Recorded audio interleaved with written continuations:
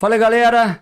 Supermed voltando aqui, nosso podcast. Já tivemos aqui alguns episódios esse ano, inclusive, em vários momentos nós fizemos um trabalho aqui para os livros da UERJ, né? Que é bem legal, a UERJ forçando a barra para a garotada ler, porque a gente sabe que prova do Enem não tem mais literatura, incrível, não tem mais. Então eles pelo menos pedem para ler o livro do primeiro exame, o livro do segundo exame, o livro da discursiva, da prova de LPL, e um livro de onde eles tiram o tema para a redação.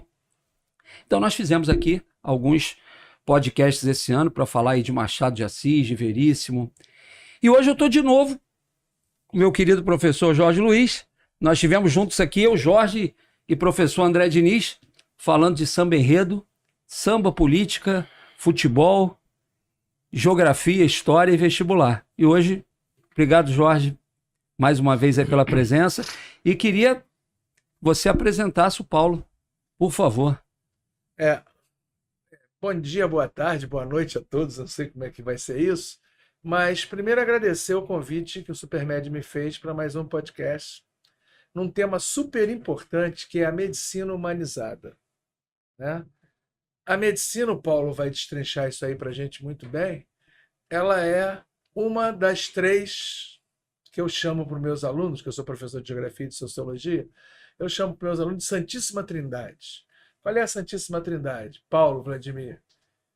Direito, Engenharia e Medicina. São essas três carreiras aí que têm levado os vestibulandos a escolhê-las como prioridade.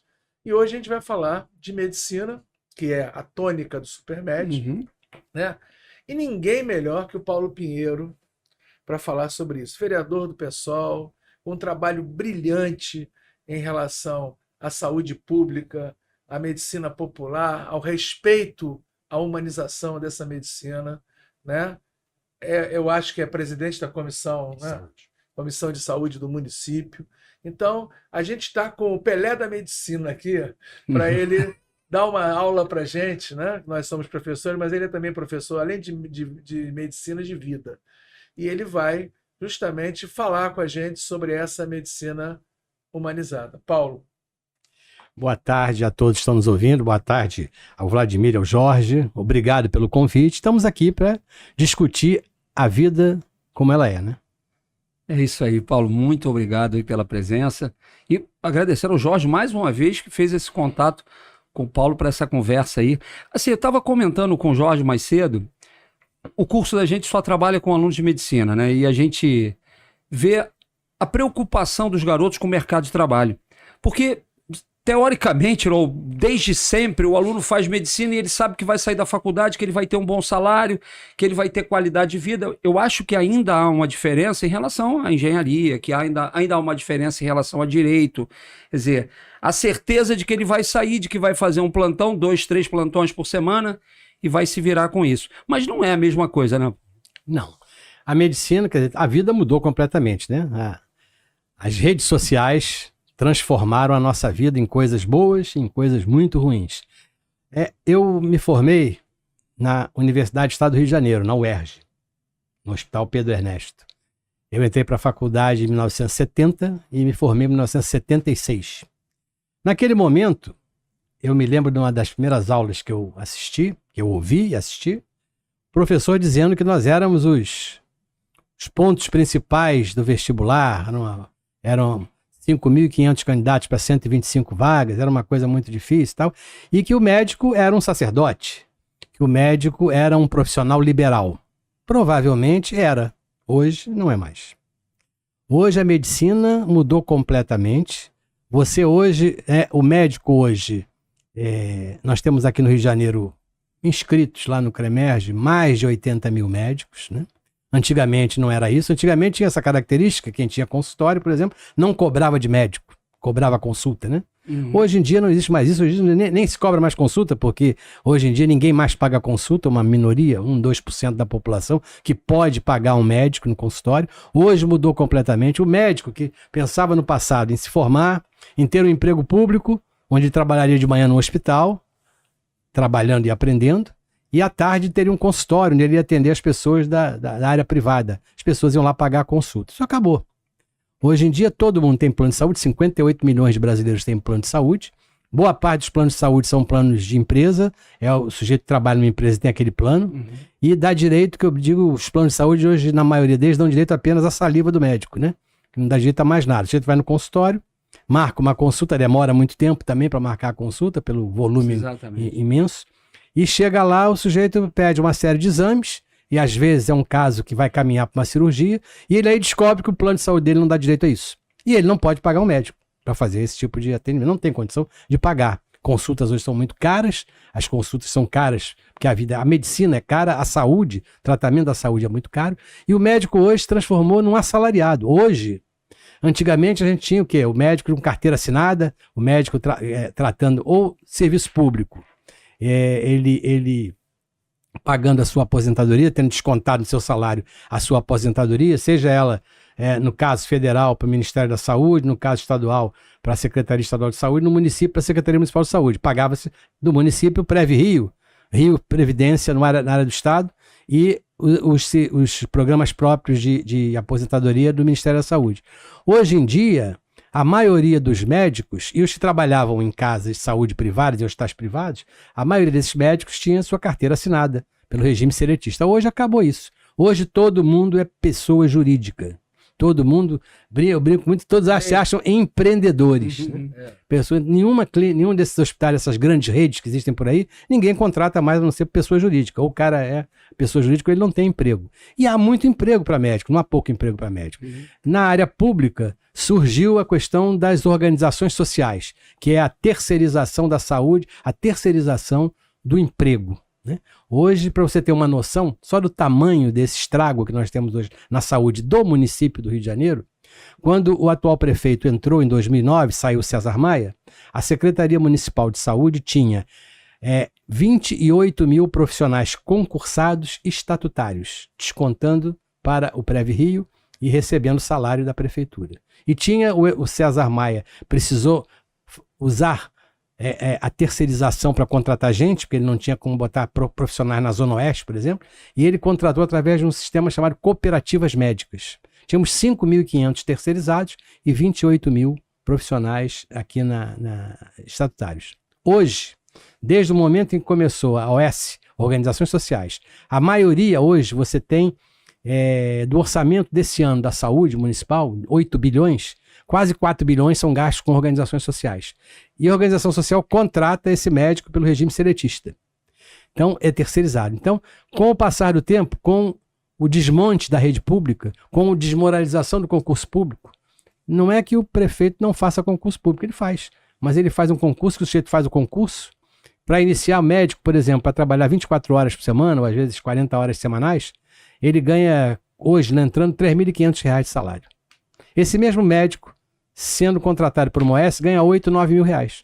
Então o sujeito faz o concurso, usa o título e vai trabalhar nesse programa. E hoje, esses 28 mil estatutários morreram, saíram, desistiram, foram embora. Nós somos só 18 mil profissionais estatutários. E os 5.500 terceirizados hoje são 30 mil. 30 mil profissionais que descontam para o INSS, não para o Prev-Rio, que está em situação pré-falimentar. Então, o médico hoje, o que ele faz? Ele faz um plantão no final de semana na Baixada Fluminense, ele é contratado por uma das grandes redes, Rede Dó, outras redes que tem aqui, são contratados para trabalhar nesses hospitais famosos da Barra da Tijuca, da Zona Sul do Rio de Janeiro, principalmente, e hoje você tem isso, né? Essa qualificação dos hospitais, e você tem plano de saúde, vai conhecer isso muito bem. Você tem hospital de primeira linha, hospital de segunda linha, hospital de terceira linha. O hospital de terceira linha é mais barato, é aquele que o plano de saúde quer botar. Os planos de saúde de maior qualidade vão botar nos hospitais de primeira linha, os outros não. Por exemplo, você entra numa casa, hoje tem um determinado plano de saúde, que ele faz uma propaganda que está vendendo muito mais barato o plano de saúde para idosos, tem uma grande quantidade de idosos, o sujeito acha, aí o cara quando vai fazer o plano de saúde, ele vai olhar, não o plano empresarial, que aí quem discute isso é o patrão com a empresa. Ele vai procurar quais hospitais têm direito aqui? O cara vai ver aqueles hospitais da Zona Sul, da Barra da Tijuca, que são hospitais de primeira linha, de primeira qualidade. E aí ele discute isso. O que acontece? Esse plano de saúde faz um convênio com um hospital da Zona Sul e o sujeito diz, esse hospital está na minha rede. O idoso entra lá, é atendido, imediatamente é avaliado e 2 dias depois é removido para um hospital de terceira linha no subúrbio. Caramba. Isso acontece e as pessoas descobrem depois. Então, hoje o médico ele é um assalariado. Ninguém hoje, dificilmente, só os mais antigos, aqueles que têm mais fama, os especialistas, vivem no seu consultório, ou vivem de cirurgiões de cobrar cirurgia. Hoje todo mundo está ligado ao plano de saúde e é pago pelo plano de saúde. Então todos os médicos, 98% dos médicos no Rio de Janeiro, no Brasil em geral, são assalariados. Não são mais profissionais liberais, como pensavam que eram. E aí o estudante não pensa isso. Aí o estudante, quando vai fazer o vestibular para medicina, ele pensa o seguinte: bom, o que eu quero? Qual a especialidade que eu vou ganhar mais dinheiro, né? Anestesista, uma coisa que parece que ganha muito dinheiro e tal, anestesista. E ele começa a procurar a especialidade. O anestesista, ele praticamente não é empregado. Ele é empregado, o plano de saúde, inclusive, os anestesistas se juntaram e conseguiram. O plano de saúde não cobre anestesista. O anestesista paga por fora. Eu não vejo anestesista em nenhum plano de saúde. Não tem nenhum. Eles fizeram um acordo fora, porque eles são muito fortes. Sem eles não tem cirurgia. Sem eles não tem cirurgia. E eles recebem, o plano às vezes paga eles posteriormente, paga ao paciente, faz um reembolso de parte, nunca do valor total. Sim. E esse profissional, sim, esse até trabalha, eu brinco até que é mais um profissional, parece um taxista, ele trabalha com taxímetro, né? Ele vai cobrando para onde ele vai. Mas o resto não. Então hoje a medicina mudou completamente, né? Mudou completamente. E o sujeito, quando vai escolher medicina ou as outras especialidades, ou outras profissões, como a enfermagem, da área da saúde, né? A enfermagem hoje é a maior. Hoje nós temos no Brasil e no Rio de Janeiro, claro, o maior contingente de profissionais de saúde são da enfermagem. É o enfermeiro, o técnico de enfermagem, o auxiliar de enfermagem. São modificações de acordo com a sua formação. Um é de nível elementar, outro é de nível médio. Então você tem hoje o maior potencial entre os enfermeiros. Os enfermeiros hoje têm um salário, em muitos locais, muito próximo até do médico. Muitos locais do enfermeiro têm um salário próximo do médico. O enfermeiro, o técnico e o auxiliar, não. Então, a profissão hoje é outra coisa. É outra coisa. Então, o jovem hoje, que tem um pensamento diferente, né? Ele começa a trabalhar em qualquer profissão, ele quer imediatamente aquilo que lhe dá condição de comprar um apartamento, comprar um carro, viajar, e isso precisa de dinheiro no bolso. E dinheiro no bolso ele vai faturar dessa maneira. Um dos grandes problemas hoje da rede municipal, por exemplo, das OS, é a altíssima rotatividade. Médico de família, por exemplo, nós temos no Rio 253 clínicas da família. Cada clínica da família tem uma equipe de saúde da família. No Rio são mais de 1.600 equipes de saúde da família. Cada equipe de saúde da família tem um médico. Médico generalista. Não tem médico especialista nas clínicas da família. Esse médico é todo contratado por OS. Eles não duram 2 anos no emprego. Porque chega em determinado momento, pelo local, geralmente as clínicas da família ficam em local de difícil acesso, violência, né? Maré, nos complexos Alemão, Jacarezinho, Rocinha. Então, eles ficam lá um tempo, depois arranjam um plantão, por exemplo. Tem dias de o cara fazer 2 plantões na Baixada Fluminense, ganha o que ele ganha no mês ali. Então, a rotatividade é muito grande. Isso é um grave problema, que não cria o espírito de equipe, que é muito importante na medicina. Isso se perdeu completamente hoje. E é uma profissão inteiramente diferente. Muita especialização, né?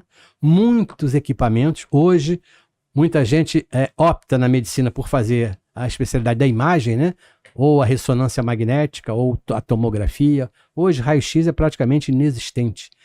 Muda completamente. Você vê uma mudança. O raio-x antigamente era o equipamento principal para fazer diagnóstico.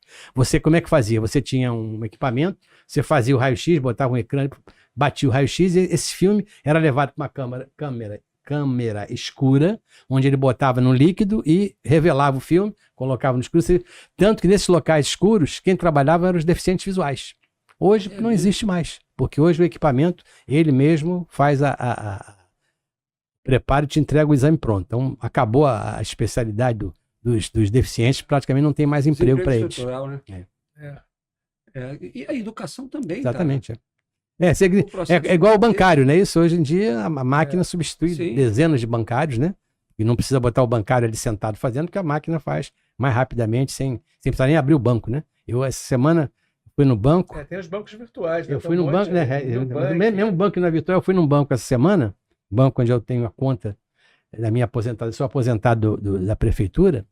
Eu cheguei lá para retirar um dinheiro, que tinha R$1.000, que eu tinha que fazer um pagamento em dinheiro, que não é comum você usar dinheiro, né? Aí cheguei lá e falou o gerente, olha, tem que esperar um pouquinho, porque tem que abrir a caixa. Aí eu fui para o local onde ficava esperando, não tinha ninguém, nem funcionário, nem cliente. Era eu sozinho, uma pessoa chegou, pediu 10 minutos, entrou no local fechado, abriu a caixa do banco, tirou o dinheiro e veio me trazer. Eu fiquei impressionado. Isso que antigamente o cara fazia ali né? Tinha uma gaveta, abria a gaveta, dava o dinheiro na mão, acabou, não tem mais. Não tem mais. É uma ciência. Agora, você retirar um dinheiro do banco é uma ciência. Então, a medicina tem isso, a escolha, né? O médico geralmente se frustra às vezes na especialidade dele, e o médico, e essa história, o médico ele se forma em médico, né? Depois é que ele escolhe o que vai fazer. Quando você tem um diploma, que é uma coisa que vai precisar ser muito analisada, você tem um diploma, você pode operar quem quiser, você pode fazer o que quiser, só que você não sabe, não pode fazer aquilo, né? Você precisa da especialização. Então hoje, você depois de formado, tem 2, 3 anos de residência, tem outro tipo de necessidade de se aprimorar no mecanismo. Hoje, por exemplo, a cirurgia robótica é uma coisa impressionante, né? O sujeito faz de longe uma cirurgia que antigamente fazia. Então, isso mudou na cabeça da gente, né? Nós mais velhos temos que aprender essa coisa, e mais ainda na medicina, que é a história do Dr. Google, né? Que a gente tem que falar muito nisso hoje, né? Esse é um grande problema. Eu queria até dar um depoimento em cima do que você falou, que eu vivenciei. Eu tinha um tio, né, médico, psicanalista, os primeiros caras a ter mestrado no Brasil, eu fazia até nos Estados Unidos, e ele falava assim, eu fiz medicina, não foi psicanálise. Ele falava sempre isso para mim. O cara que chega com uma dor de barriga, eu vou diagnosticar essa dor de barriga dele, apesar de ter... Então, o que ele falou com muita propriedade é o especialista do especialista. Ele falou, não, eu sou clínico geral, eu sou médico, eu me formei em médico. Depois é que eu me direcionei na minha carreira, não é isso que você acabou de falar aí? E o médico de família, médico de família que hoje é uma especialidade em ascensão, né? É o antigo clínico geral, mais ou menos. Não é um pouquinho mais especializado agora, mas é o sujeito que atende tudo. Ou seja, como é que é o sistema de saúde hoje? Você tem um problema qualquer na rede pública, e na rede privada é muito parecido com outros nomes, sofisticação por causa do dinheiro. Você procura uma clínica da família, né? Um idoso. Eu, por exemplo, 75 anos. Eu não estou urinando bem, não estou legal e tal, eu vou procurar uma clínica da família. Quem vai me atender primeiro? Uma outra coisa importante na formação. Quem vai fazer a primeira consulta é a enfermagem. Hoje a enfermagem pode fazer consulta, né? Faz a consulta de seleciona, né? Amarelo, classificação de risco. Na emergência isso é muito mais rápido, mas também na clínica da família. Aí ele vai para o médico de família. Sou eu, o paciente, cheguei lá, doutor, eu estou com dificuldade de urinar, minha urina está meio presa e tal. O que é que ele vai fazer? Ele vai fazer um exame físico, deveria fazer um exame físico, olha para você e fala assim, olha, eu preciso aprofundar um pouquinho o seu caso. Você tem 75 anos, está com problema nas vias urinárias, eu preciso primeiro fazer uns exames em você. Então, o que eu vou fazer? A mudança da medicina. Eu estou numa tela de computador, eu vou colocar você na fila do sistema de regulação, famosíssimo, mal falado, SISREG. E eu vou pedir uma tomografia sua e vou pedir também um ultrassom do seu aparelho urinário. Aí, ele faz esse pedido, coloca você na fila, você vai para casa, deixa o seu telefone, o seu zap, e é avisado de que você vai fazer o exame em tal lugar, que não é mais na clínica da família. Você entrou no sistema, sai da clínica da família, vai para lá.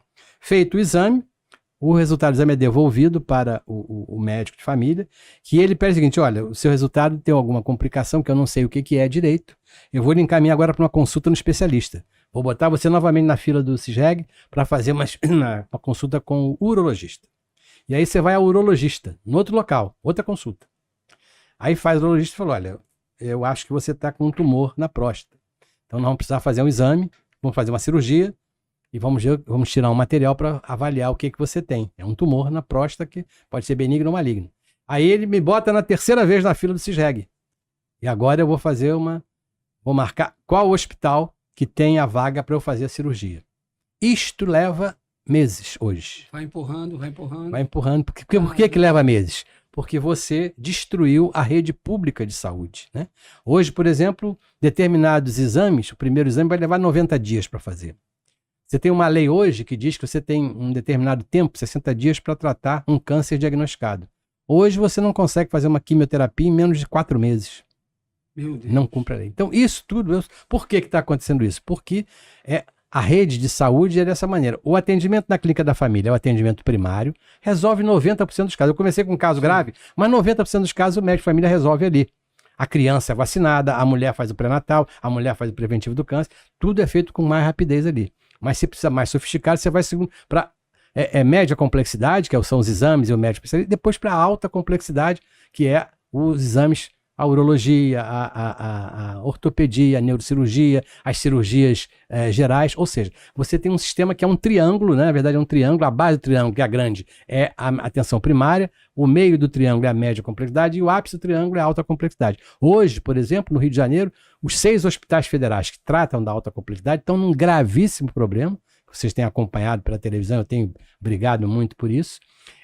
Eles não têm profissionais de saúde, porque o Ministério não faz concurso público desde 2014, começou a fazer contratações temporárias, tem quase 8 mil profissionais temporários contratados há mais de 10 anos, e o que acontece? Pela falta de profissionais nesses hospitais, que são eles, servidores do Estado, Andaraí, Lagoa, Ipanema, Bom Sucesso, Cardoso Fonte, Jacarepaguá. Esses hospitais estão tendo vagas fechadas, né? Temos 600 leitos fechados hoje por falta de pessoal e falta de material, que o Ministério da Saúde não conseguiu resolver, infelizmente, até agora. Isso tem a ver com teto? Não, gasto, não, política de nada. austeridade, Tem a ver com roubo, muito roubo nesses anos. O Ministério da Saúde foi um local de muito desvio de recursos, entrega disso a políticos, né? Indicação política, contratação, o sujeito que manda no Ministério da Saúde, não é, eu estou dizendo neste momento, falando do passado, desde lá de baixo, o pessoal da Baixada Fluminense que tomava conta disso, sempre foi assim, né? Por muitos anos, pessoas aí muito influentes, deputados federais mandavam, e aí ajudam nos contratos, porque são milhões. Só para você ver, esses 6 hospitais têm um orçamento hoje aprovado de 860 milhões de reais. Mesmo com esse orçamento, hoje nós não temos quimioterápico no Hospital do Andaraí. Então é preciso que gestão, gerência. Um hospital de referência, até um tratamento de queimado. Exatamente.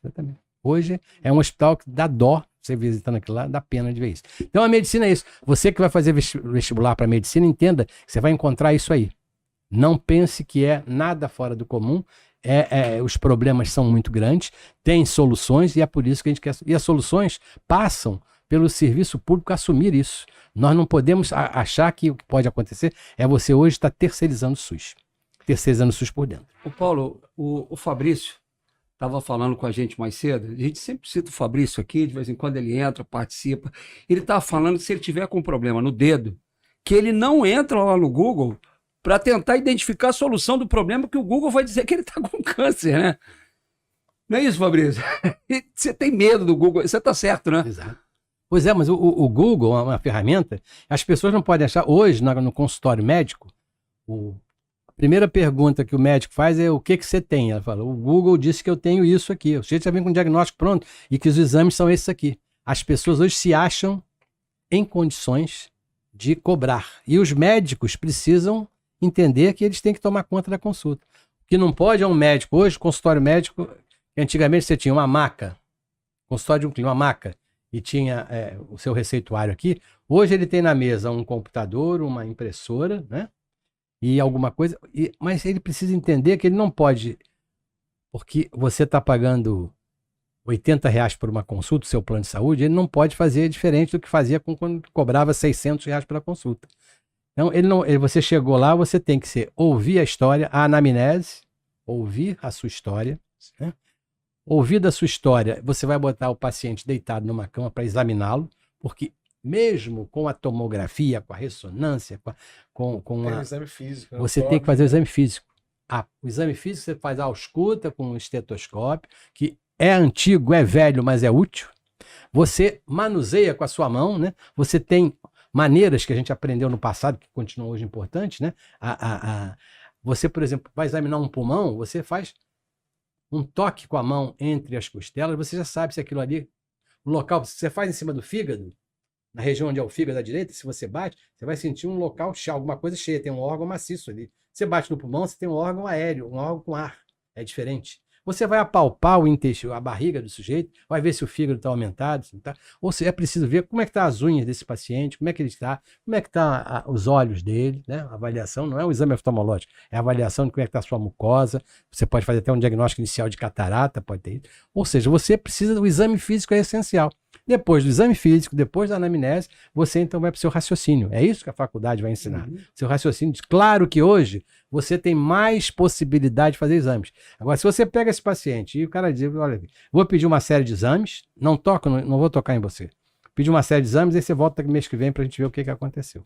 Isto foi destruindo a medicina destruiu inclusive a medicina privada, porque hoje o grande gasto que que os planos de saúde têm é com exames necessários, muitas vezes pedidos. E tudo isso é essa pressa. Se você vai atender 45 pessoas numa tarde, evidentemente que não vai atender. Não dá, né? Ô, Paulo, em cima disso eu queria te perguntar uma coisa, principalmente focado nos meninos, nas meninas que vão fazer medicina no Supermed.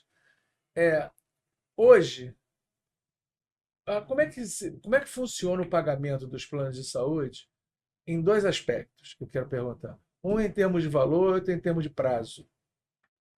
Valor do pagamento e prazo do pagamento. Você tem essa noção?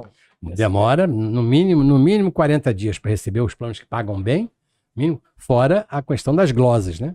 Muita coisa é glosada, porque tem muito roubo também, muita gente pedindo, manda o paciente assinar dois papeizinhos para receber a consulta, exames desnecessários.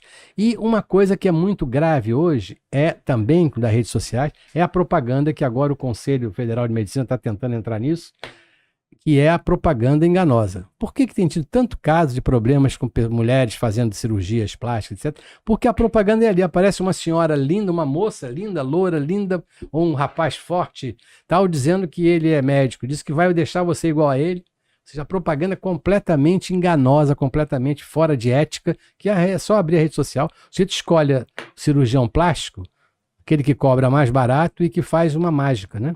Então, hoje chega no consultório, esse consultório vai te mostrar na tela um rosto, seu rosto vai ficar assim. E isso não é possível. Você tem que saber, será que esse médico, e a maioria dos casos que acontece, o médico não tem formação, a sociedade de cirurgia plástica, ele não é filiado à sociedade, ele não tem nenhuma formação naquilo, né? E a gente sempre teve muita preocupação em medicina com isso. Eu me formei, eu fiz residência, fiz 2 anos de residência, depois eu fui fazer uma pós-graduação, e eu tenho título especialista na Sociedade Brasileira de Pediatria, título especialista em neonatologia, que é atendimento a crianças nos primeiros momentos de vida. E isso é necessário fazer, você tem que se preparar para fazer isso. E hoje em dia me parece que isso, qualquer cursinho, aí você vê várias pessoas que foram presas na Baixada Fluminense, uma cabeleireira que foi presa fez um curso para fazer botox, etc. Sim. E essa indústria da beleza é um grave problema na medicina. Sim. E aí é preciso que as pessoas tenham cuidado. E as pessoas não têm, as pessoas querem ficar bonitas. E esquece o restante, né? Esquece o restante. O Paulo, o Jorge tem um coração verde e rosa. Foi diretor da Mangueira. O meu coração é azul e branco, sou compositor da Vila Isabel. Da Mangueira, só que eu não sou mais diretor. Sim. E você sabe que eu gosto da Mangueira também, né? Mas falei de Vila Isabel para lembrar do Noel, né? O Noel de Medeiros Rosa nasceu em 1910, no ano do cometa. O Noel estudou medicina, largou a faculdade. E morreu aos 26 anos, 26 para 27, de tuberculose. Ele foi se tratar em Resende. Falando isso porque eu li bastante Noel Rosa, a biografia dele, não a autobiografia, e um livro maravilhoso, inclusive. E ele foi se tratar em Resende, voltou um pouco melhor, e aí piorou e foi para Nova Friburgo, morreu lá em Nova Friburgo. Mas a gente entende, em 1937... morreram de tuberculose. Hoje ainda tem gente morrendo de doenças como a tuberculose no Brasil? O Rio de Janeiro, capital, é a 3ª colocada em incidência e a 5ª colocada em morte por tuberculose. O município do Rio de Janeiro. Caramba. O município do Rio de Janeiro.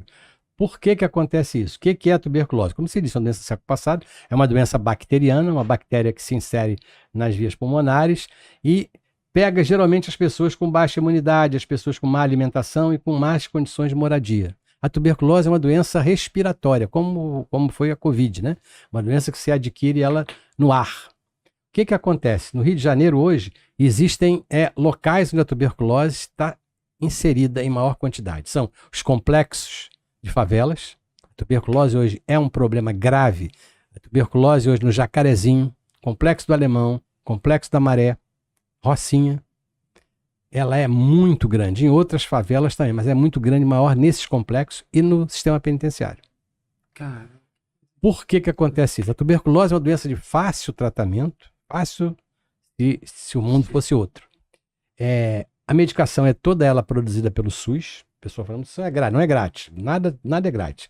O SUS, com o dinheiro do seu imposto, tem um remédio. Não há interesse mundial de laboratórios em fabricar medicamentos para tuberculose, que é uma doença do terceiro mundo, é uma doença da África, principalmente, da Ásia, na América Latina, mas tem remédios modernos para tuberculose, você se trata rapidamente para tuberculose. Como é que é feito o diagnóstico? Você começa a se sentir mal, cansado, começa uma tosse seca, uma febrinha à noite e tal, aparece, e aí você tem que fazer o diagnóstico. É um diagnóstico antigo, modernizado e muito rápido. O exame de escarro. Você retira o escarro da pessoa, vai fazer um exame mais modernamente, fez o diagnóstico de tuberculose. O que acontece com esse cidadão com tuberculose? Ele vai começar a tomar uma medicação, em 4 semanas, mais ou menos, ele começa a ter melhora do quadro. Mas ele sofre uma grande segregação. Por exemplo, se ele disser no trabalho de tuberculose, ele não volta a trabalhar. Aonde ele mora, ninguém mais chega perto dele. Há uma segregação muito grande.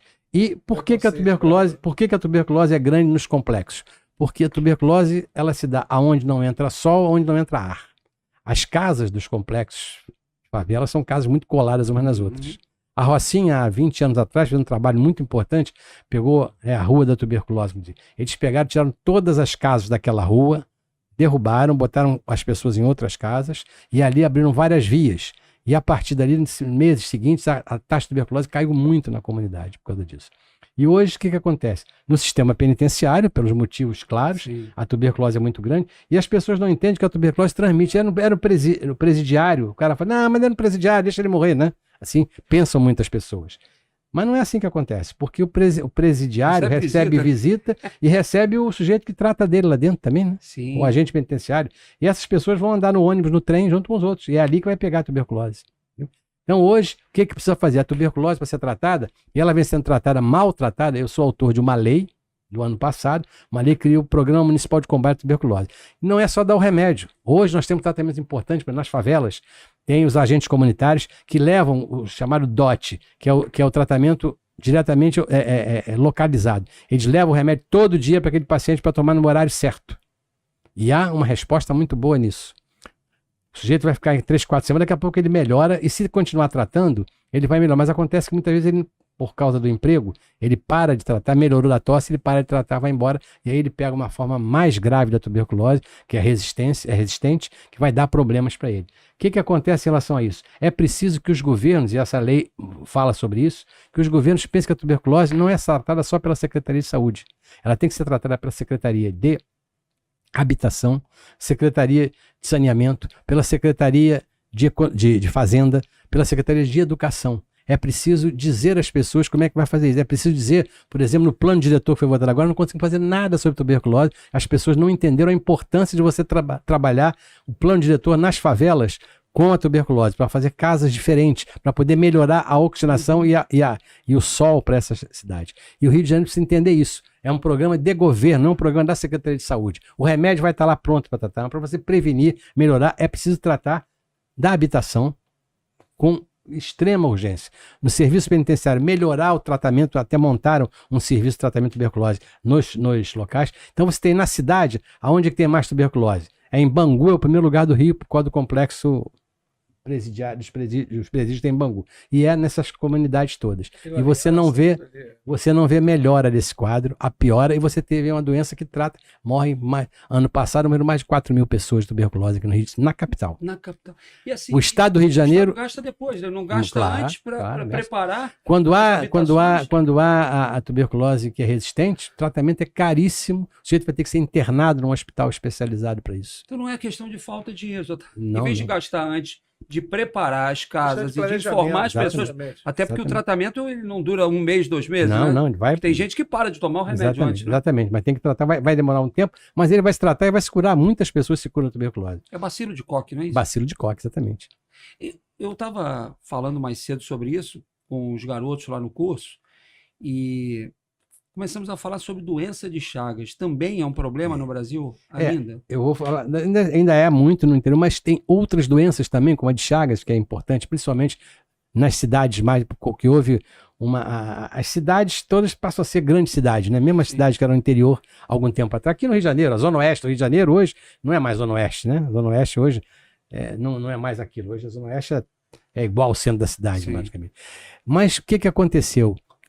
Nós estamos passando por uma crise que passamos no governo passado, através do negacionismo que foi muito grande, na questão das vacinas. Nós temos algumas doenças que estão voltando hoje, são muito graves. Essa semana, vocês devem ter visto a semana passada, na retrasada, é a preocupação com a coqueluche. Coqueluche. Coqueluche é uma doença sempre foi tratada. Eu sou pediatra e sempre as vacinas sempre foram feitas. A vacina da coqueluche era feita no segundo, quarto, sexto mês. A da tuberculose ao nascer, que é o BCG. O que aconteceu? As pessoas, existe no mundo inteiro isso, na cabeça principalmente dos pais mais jovens, de que as vacinas fazem mal. E aí a internet volta outra vez, com as fake news. As informações de que a pessoa vai ficar. Na época da Covid, tínhamos até negócio de que virava jacaré, aquela coisa, né? Mas AIDS, a Covid está aí um exemplo clássico que foi o SUS que atuou em cima disso e a vacinação no Brasil sempre foi muito importante. Mas hoje nós temos, para você ter uma noção, da coqueluche aqui no Rio de Janeiro, sempre foi uma média, 95% das crianças em idade que tomavam a vacina. Hoje estamos em 70%. Meu Deus. E isso acontece. A poliomielite... Não é falta do remédio, da não, vacina. Não, vacina tem resistência. É resistência de gente, não é gente sem instrução, não. Gente com instrução. Há um grande grupo de antivacina no mundo. Fala que essa vacina causa problema. Poliomielite, só quem viveu lá atrás, que conhece pessoas que têm deficiência física causada pela poliomielite, que é uma doença grave, gravíssima. No tempo passado, o Hospital Jesus tinha um equipamento que está lá guardado para as pessoas verem, que era o pulmão de aço, né? O sujeito era colocado no pulmão de aço para poder respirar, porque a poliomielite, o vírus da polio, atinge os músculos e os nervos respiratórios. O sujeito não consegue respirar, tem que respirar com aquele pulmão. E é uma doença tratada com vacina. Até agora o Ministério está fazendo uma mudança, tirando a gotinha, né? Fizeram a gotinha e vão acabar com a gotinha, mas mundialmente é fazer injetável a vacina. Então, essas doenças são doenças que não podem voltar a ocorrer, como a dengue, por exemplo. O que a dengue é? É uma doença da civilização. Né? Você acabou com o equilíbrio. O mosquito há um desequilíbrio enorme e a gente tem hoje o mosquito ganhando claramente do poder público em relação a isso, que é uma doença gravíssima, chikungunya, etc., uma série de doenças. Malária também. Malária. É anófile, se não me engano. É exatamente, o transmissor. Né? Febre amarela, que é o mesmo mosquito. Exatamente. Então, o que você tem hoje? A necessidade de voltar a fazer uma grande campanha. A cobertura de vacinas de criança por doenças já extintas é muito baixa hoje.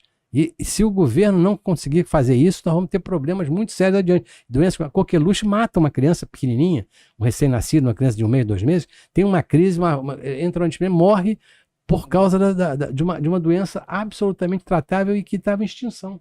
Mas, infelizmente, mais uma vez, a internet nos faz um desserviço. Não é a internet, são as pessoas que usam a internet, fazem esse desserviço que cria esse pânico. Aí a população, até que é menos esclarecida, tem medo. Todo mundo hoje vê a internet, não dá vacina não, meu filho não, problema. Isso aí teve, aquele cara que ficou doente lá em cima é exatamente disso, tomou a vacina no filho dele e tal. Então é um problema de saúde pública e de comunicação e de educação. Nós precisamos rever essa questão da vacinação, a possibilidade, isso ainda não se conseguiu pensar isso no Rio de Janeiro, no Brasil, de vacinar as crianças na escola. É preciso pensar isso. Porque o que acontece? Porque a família não quer vacinar. Os postos de saúde funcionam durante a semana. Você trabalha, chega de noite não tem posto de saúde aberto. Às vezes alguns abrem aos sábados. A vacinação deve ser uma coisa que funcionaria sábado e domingo, que é para quem trabalha levar seus filhos no sábado e domingo. E na escola, você está todo dia na escola. É uma maneira melhor você tentar transferir, passar boa parte da vacinação para dentro das escolas. É um caminho que tem que ser visto, né? Mas a escola já tem tantos problemas que não vamos colocar mais um sem que haja uma organização para isso, né? Cara, pode, né, Jorge? A gente não tem noção disso. A medicina precisa ser humanizada. Ela está completamente desumanizada. É preciso entender que eu sou médico e sempre digo isso, como a mesma coisa para o enfermeiro, né?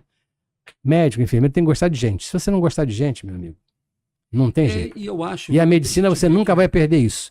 Você tem que gostar disso. Eu tenho passado essas semanas, no trabalho que eu estou fazendo a cada dia nas ruas, eu tenho tido uma experiência muito grande e uma coisa emocionante. Eu tenho encontrado pessoas na rua e eu atendi, tanto como pediatra, como atendi dentro do Miguel Couto, no trabalho que eu fui diretor do Miguel Couto durante 7 anos, fui vice-diretor 5 e diretor 7 anos.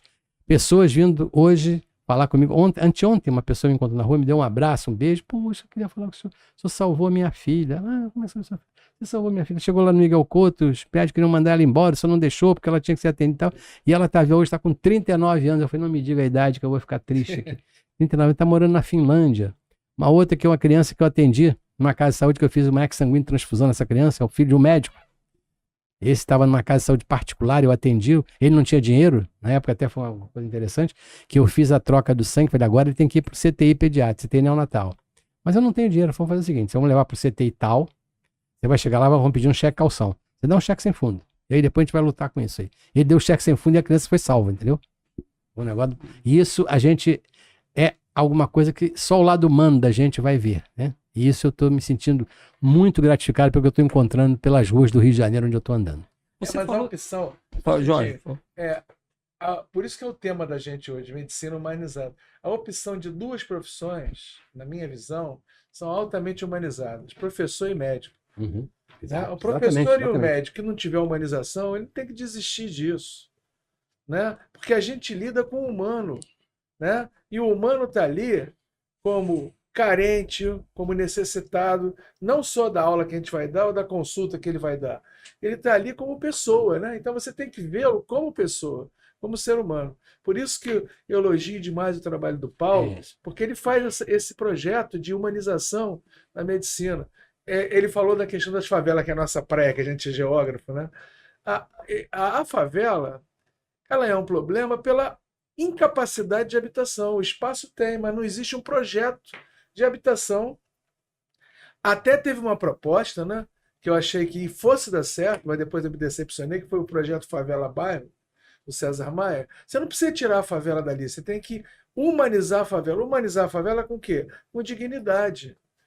Humanizar a favela com saneamento básico, né? Com escola, com hospital. Mas o que se fez em relação à favela por causa de dois eventos? Copa do Mundo e Olimpíada. Se colocou a UPP. O UPP não resolve o problema da favela. O que resolve o problema da favela é isso que ele está colocando aqui, o saneamento básico, é o hospital, é a rua ter espaço para você poder transitar. Né? Ele deu um exemplo maravilhoso que eu gostei demais.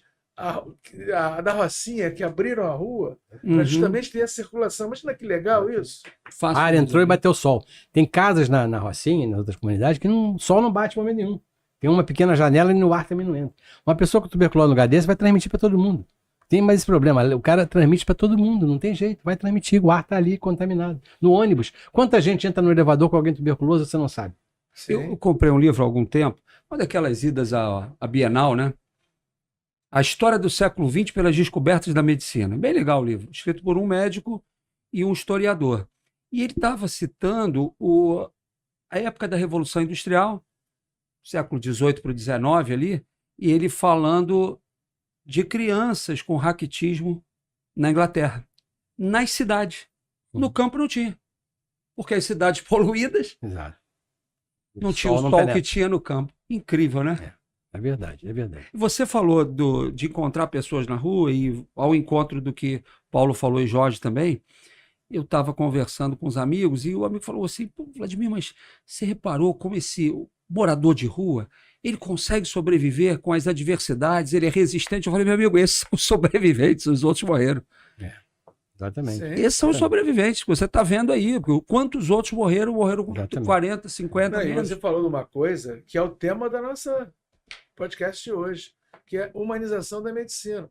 Quando você tem um morador de rua, é a total desumanização. Como é que a pessoa pode conviver com aquilo? Você passa pelo morador de rua como se estivesse passando pelos vasos de planta. Exatamente. Né? Uma lata de lixo. É a mesma coisa. O ser humano que está ali é completamente desconsiderado. É verdade, isso é verdade. Cada vez mais, morador de rua, por exemplo, você tem a questão, como é que você vai resolver o problema com a internação compulsória, né? Que essa é uma grande discussão. Por que você não tem que trabalhar de outra maneira em relação a isso, né? Há uma grande corrente que acha que deve internar nas comunidades terapêuticas, que é um problema que vai obrigar o camarada a chegar lá e tratar sem remédios, né? Sem determinadas...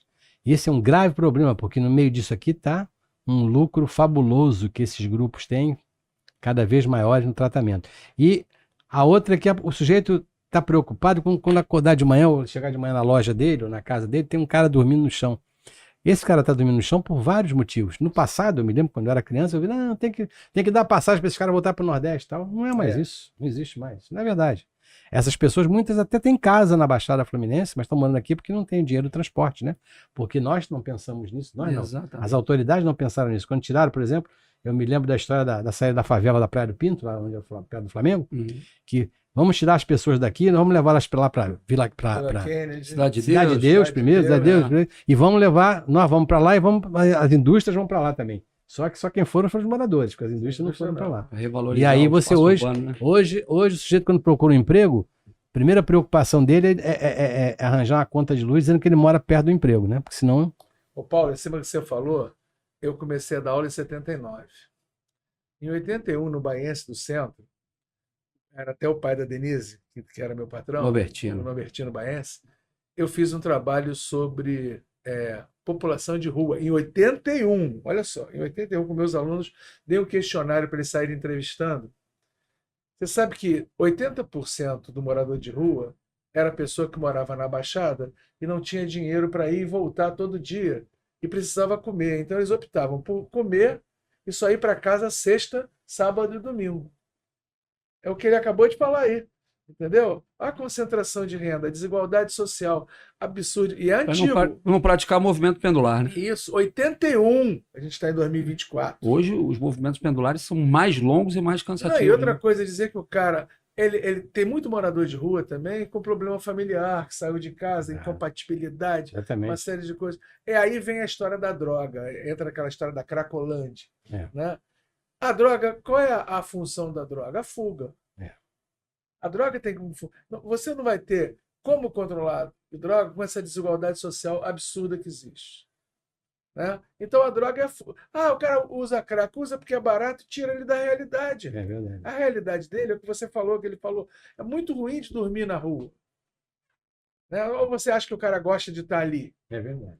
Sim, lógico. Tem gente que fala, né? Tem.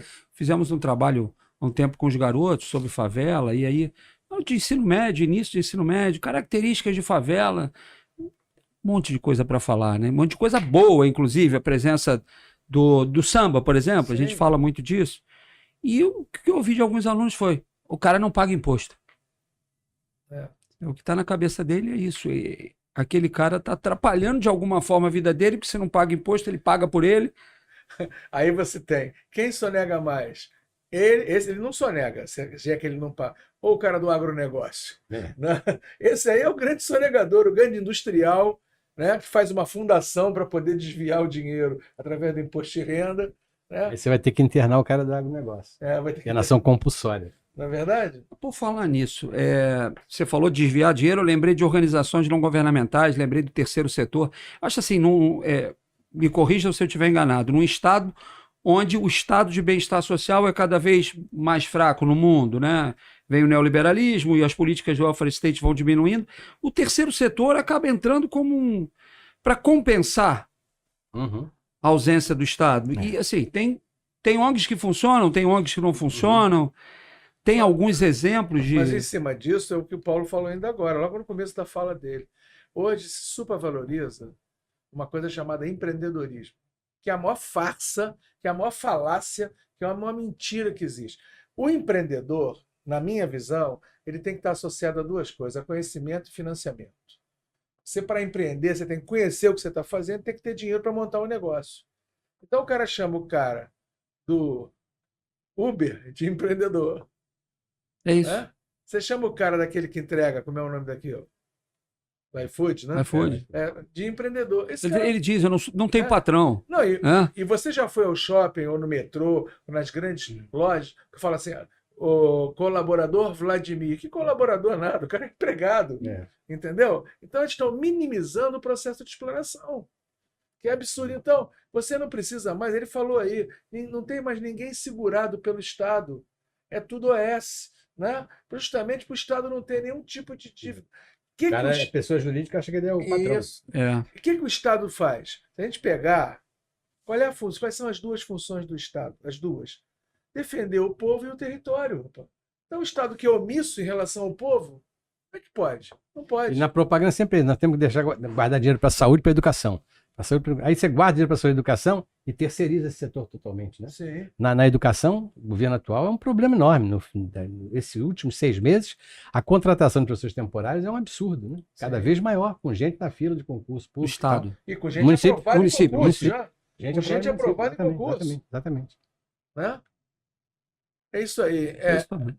A questão da medicina humanizada, do mundo humanizado. Por isso que a gente trouxe o Paulo aqui, que faz um trabalho que eu só tenho elogios a fazer. Muito obrigado, muito obrigado. Né? Não, mas é verdade. Isso aí é uma coisa que a gente que tem essa visão mais crítica consegue entender, né? Esse trabalho que é feito por ele.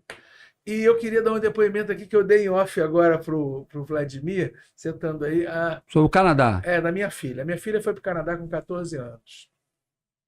Ela está com 33. Ela terminou o ensino médio, fez a universidade e hoje trabalha. Então, a Maria, que é minha filha querida, Pergunta de geógrafo, qual é a cidade? Quebec, Quebec. Canadá francês, o Alto Uhum. Canadá. Ela falou, pai, não existe nada igual ao SUS no mundo. E ela conhece a Europa, Estados Unidos, não existe nada. No Canadá, você se salva, tem emergência, mas depois o tratamento você está ferrado, não Uhum. tem. Então, o SUS é o grande negócio. Não tem um lugar do mundo que tenha uma unidade nacional de saúde. Concorda, Paulo? Sim, É sim, isso? sim, exato. Isso. O que você fala sobre o SUS? Eu ia fazer uma conta que vocês tinham falado no início para a gente falar sobre o orçamento do SUS. Vocês são professores, eu sou médico, mas a gente entende uma coisa de matemática, rapidamente. O SUS hoje, os planos de saúde, a medicina suplementar, como é chamada, atende hoje 60 milhões de pessoas no Brasil. Somos 210, né? Hoje, então sobram 150. 150 milhões são atendidos pelo SUS. 60 milhões pela saúde suplementar. O orçamento da saúde suplementar para atender 60 milhões é maior que o orçamento do SUS para atender 150 milhões. Não pode dar certo. Não pode. Não pode. Porque isso aqui custa dinheiro. Por exemplo, coisas caras que o SUS faz, que não se conta, transplante, por exemplo. Transplante é um programa de muito sucesso do SUS, que é caríssimo. A iniciativa privada não consegue, não quer ficar com isso. Então, determinar vacinação é uma coisa cara. Uma vacina é cara. Tem que produzir aqui, você vai gastar dinheiro. Você não vê ninguém que tem as clínicas privadas, querem fazer, mas vão te cobrar um absurdo. Você hoje tem vacina para 150 milhões de graça. De graça não, você não vai. As pessoas não pagam nada. Quem quer fazer particular pode fazer, mas você vai quanto custa a vacinação do teu filho numa clínica privada? É muito caro. Então você tem isso aqui, claro. Agora, você não pode querer cobrar do SUS algo que ele não pode fazer. E essa distribuição é feita de uma maneira muito ruim. Para você ter uma noção, no passado, eu estive agora de manhã no Hospital do Servidor do Estado. O Hospital do Servidor do Estado é um dos maiores hospitais do Brasil. Hospital que na década de 50 tinham um último andar que era para o Getúlio Vargas, para o presidente da República, serem atendidos lá, eram atendidos lá. Um hospital de excelente, primeiro hospital a ter residência médica no Brasil, coisa importantíssima. E um hospital que tinha um serviço de diálise maravilhoso. Diálise é uma coisa que só quem é humano, tem humanidade, vai entender a diálise. A diálise é feita, o que é a diálise? A diálise é feita no cidadão que tem um rim lesado. O que o rim faz? O rim é o filtro, são 2 filtros do sangue. Todas as impurezas que vêm da comida, do que passam pelo rim, e aquele filtro retém aquilo e bota o sangue limpo para frente. Quando isso não funciona, se você não substituir isso rápido, você vai morrer. Vai morrer rapidamente disso. O que acontece? É o transplante. Transplante às vezes é demorado, não tem o órgão, ainda não tem órgão. Compatível, Então você tem que fazer diálise. O que é diálise? Cidadão, aqui no Rio de Janeiro, 6 mil pessoas, na capital, 6 mil pessoas são submetidas ao serviço de diálise. São 3 vezes por semana, em torno de 4 horas, você chega no local de diálise, deita numa cama, é puncionado, tem uma veia sempre pega para você poder utilizar, você fica 4 horas lavando seu sangue e vai embora. 3 vezes por semana. Você vê muitas vezes ambulâncias paradas na porta dos hospitais, vindo da Baixada, o cara vem às vezes do lado do interior, onde não tem diálise, vem fazer aqui a diálise. Isso é um serviço essencial. E essas 6 mil pessoas precisam disso. Isso existia nos hospitais federais todos. Foi tudo destruído. E hoje são quase 30 clínicas privadas conveniadas com o SUS que fazem isso. Ou seja, serviço público, por um problema político lá do passado, abriu mão, destruiu deixou acabar esse sistema público. Hoje ninguém faz diálise no hospital público. Quando há necessidade, claro que há. Tem paciente de CTI, contrata empresa privada, vai lá, Caramba. faz a diálise. E esses 6 mil todo dia vão fazer isso. É um dinheiro enorme, que é equipamento caríssimo, a água tem que ser ultra filtrada, tem que ser ultra bem preparada. E isto tudo existia. Ou seja, você tem um exemplo clássico de como a saúde pública abre mão. Isso aqui deveria ser prioridade da saúde pública. Fazer diálise deve ser prioridade, já que você não consegue fazer o transplante em tempo real. Você tem quase 4 mil pessoas na fila para transplante de rim. É preciso esclarecer por que você tem pouco transplante em determinado momento. Porque não há uma política, as pessoas não entendem bem. É difícil naquele momento, geralmente é oriundo de um acidente, que você vai pegar aquele órgão e tal. Tem que haver um preparo na vida para entender o seguinte: você, se morrer, pensa antes disso em autorizar a doação desse órgão, que ele será vital, né? Exemplo aí que vocês viram Salvar alguém, né? como é que é o nome dele? Meu Deus, tinha um programa Faustão. na Globo.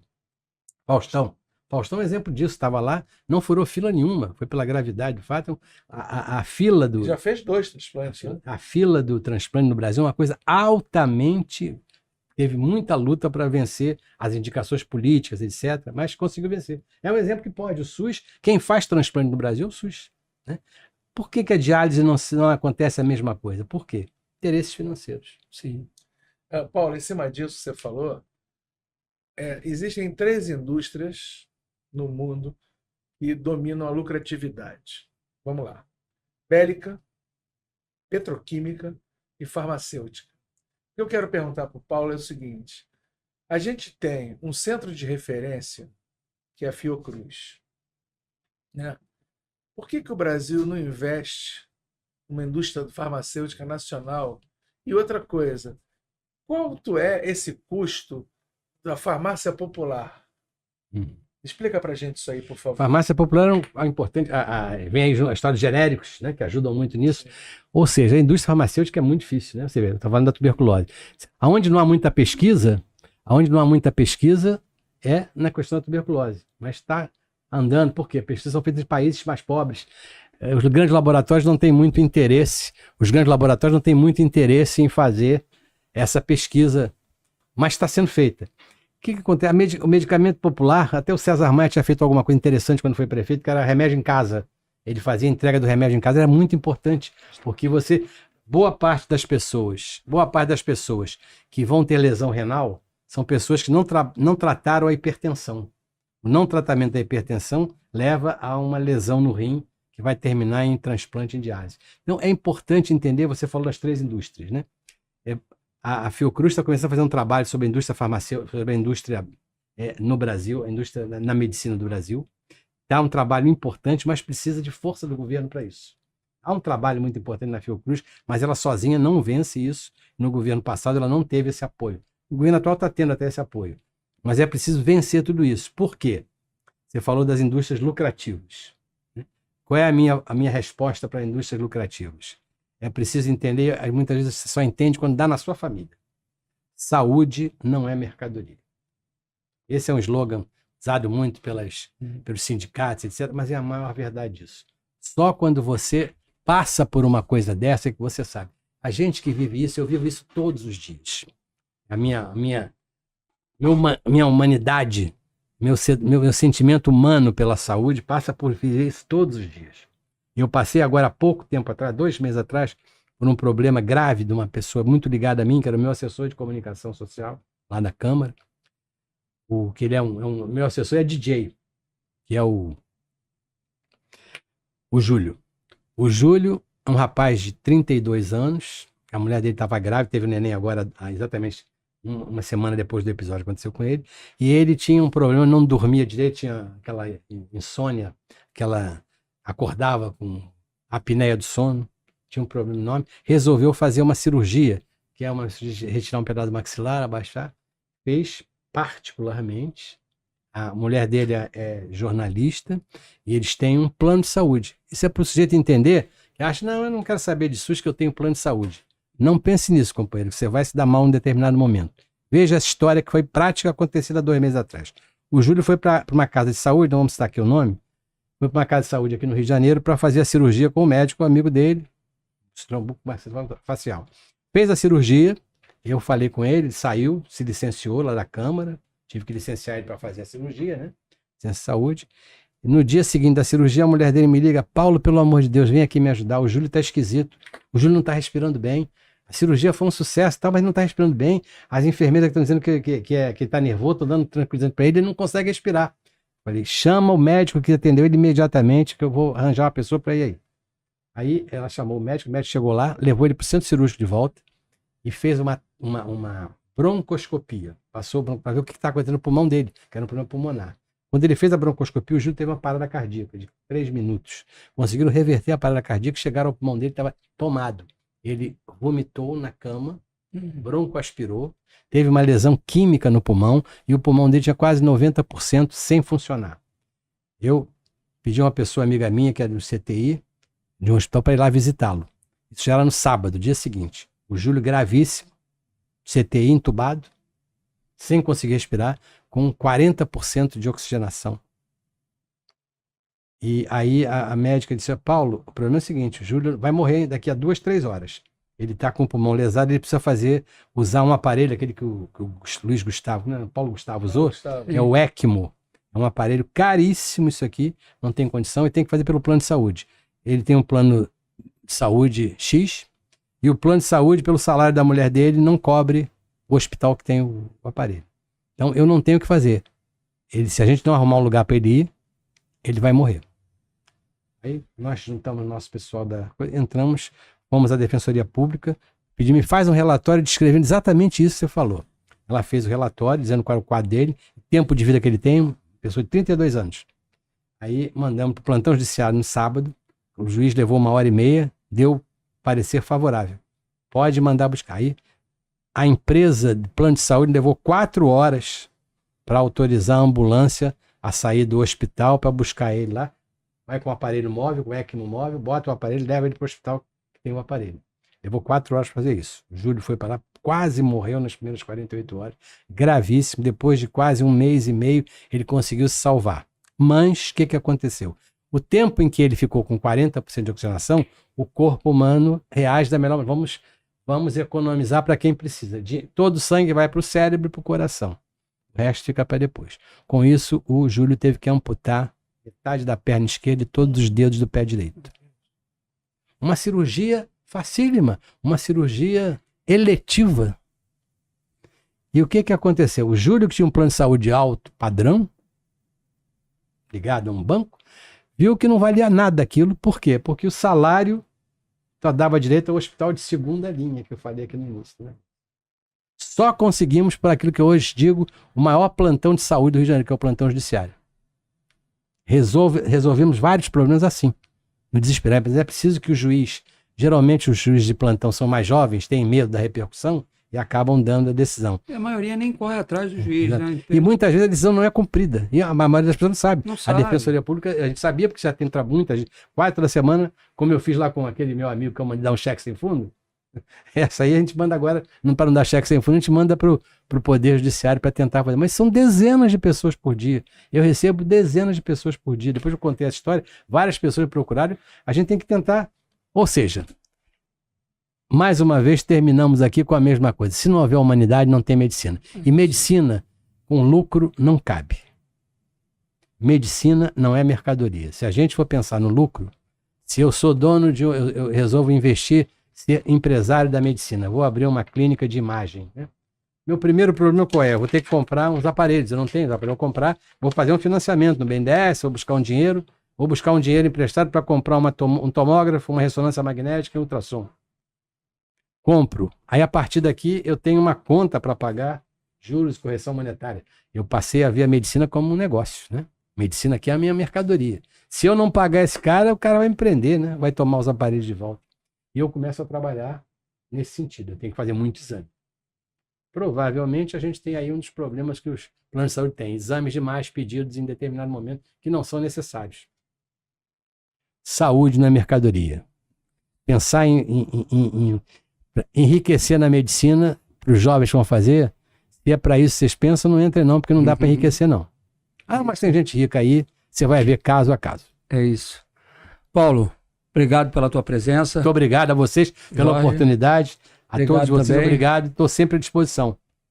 Tá E o ótimo. mais importante, continue fazendo esse trabalho que você vem fazendo, Tudo bem. que é super importante. Temos que Vou continuar. dar continuidade a isso. É isso aí. Obrigado, Fabrício, também. Espero que Deus me dê. Chance não me leve agora para a gente poder trabalhar um pouco mais. Dará, com certeza. Dá também. Galera, obrigado aí. Valeu, Fechou até a lá? próxima.